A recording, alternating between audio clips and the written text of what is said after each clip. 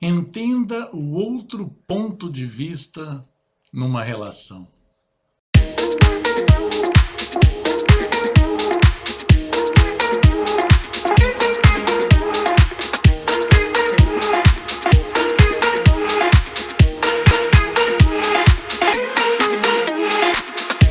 É como se a gente pudesse fazer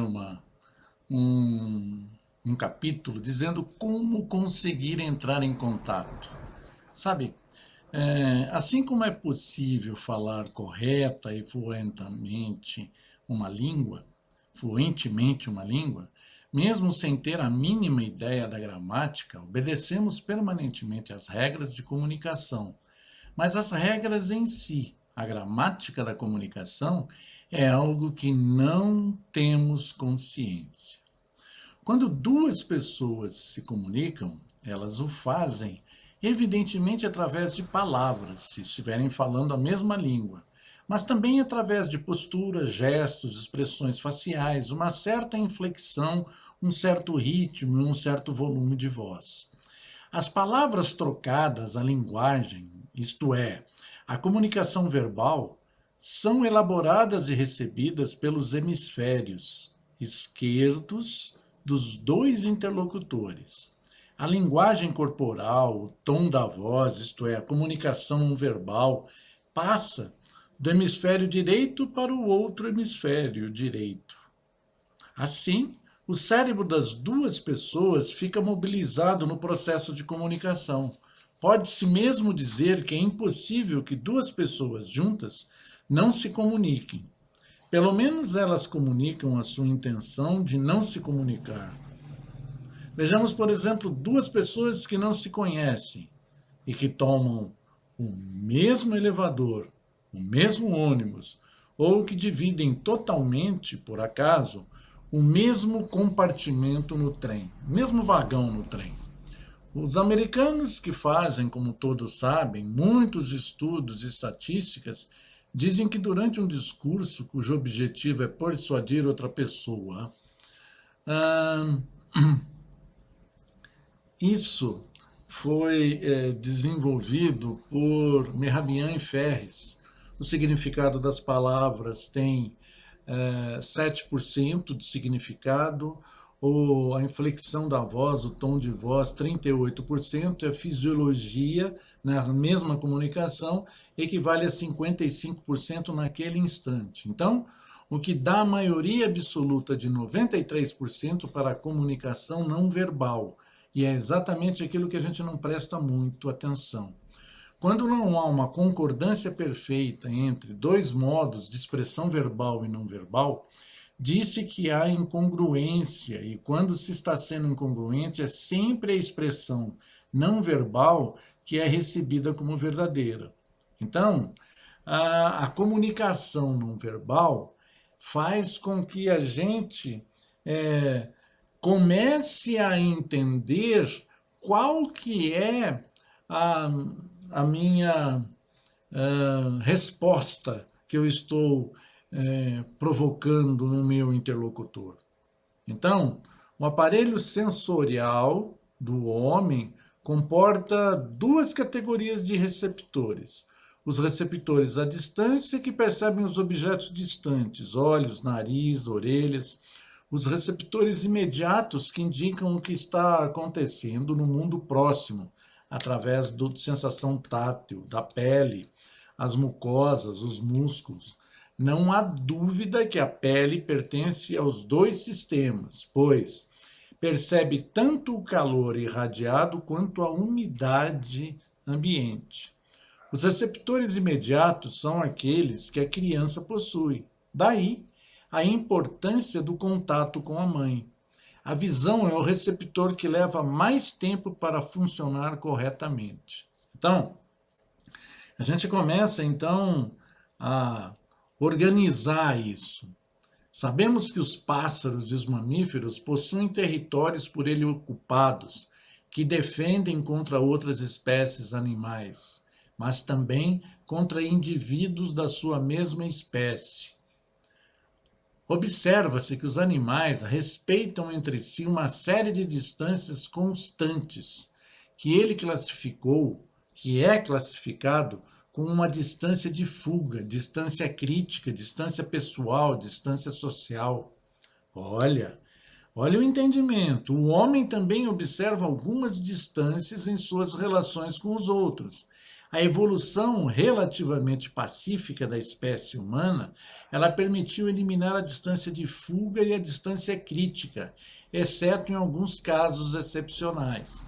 Os estudos referentes a essas distâncias foram feitos por Edward T. Hall, que batizou o conjunto de suas observações e teorias com o nome, meio palavrão, prosêmico.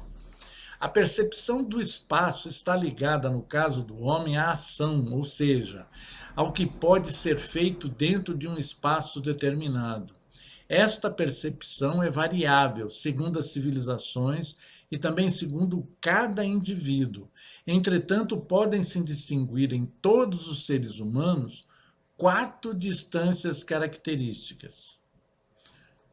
A gente tem a distância íntima, um casal, a gente tem a distância pessoal, a gente tem a distância social e a gente tem a distância pública. Sabe, vamos começar a entender para que a gente está fazendo esse tipo de comentário. Essas distâncias, a gente começa, então, a entender como o nosso interlocutor ele está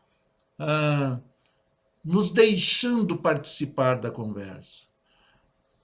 Essa distância íntima, a presença do outro se impõe. O cheiro, o calor do corpo da outra pessoa, o ritmo da respiração, o hálito, são características de um contato corporal. A gente tem aí a distância, do ato sexual ou da luta. É também a distância da proteção ou do reconforto. A visão fica deformada. O nariz parece alongado, alargado, o rosto aumentado. A visão periférica de 30 a 180 graus inclui a cabeça e os ombros. A distância pessoal, ela é cerca de 80 centímetros. A gente está fazendo essa conotação baseado na quantidade de frequência dos povos, que podem variar de um para outro lugar. Essa distância pessoal de 80 centímetros, ela determina uma esfera protetora ou uma bolha ao redor de cada pessoa que ela cria para se isolar dos outros e que a acompanha sempre que se movimenta. Nesta distância, a dimensão da cabeça já é percebida, os traços faciais aparecem muito claramente, assim como a textura da pele e as suas imperfeições. A orientação visual depende do condicionamento cultural e mesmo social. A distância social é cerca de 2,5 metros. As relações tornam-se mais formais, é a distância usada quando se é recebido por uma personalidade importante, que, por exemplo, fica sentada atrás da sua escrivaninha. Os detalhes do rosto não são mais percebidos, não se pode tocar o outro nem ser tocado por ele. O volume de voz é normal. Nesta distância não é necessário deslocar os olhos para perceber o rosto completo da outra pessoa. A distância pública são dos oradores. Nessa distância, as sutilezas da voz não passam mais. Deve-se, portanto, não apenas aumentar o volume da voz, como diminuir o ritmo, articular melhor e enfatizar as palavras. O fundo do discurso muda, sobretudo o vocabulário e a sintaxe. Por fim, o essencial da comunicação não verbal é assegurado por posturas e gestos amplos.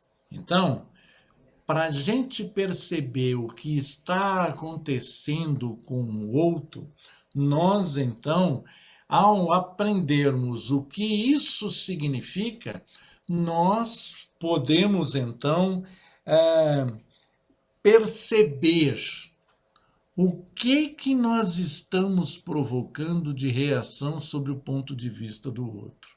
Então, a gente consegue colocar isso de uma maneira com a qual esses elementos da postura, eles se tornam relevantes como resposta daquilo que a gente está provocando. Então, a gente está tendo condições de termos a percepção do que estamos provocando. Então, essa maneira da gente entender vai validar como é que a gente pode modificar ou nos tornar confiáveis para outra pessoa.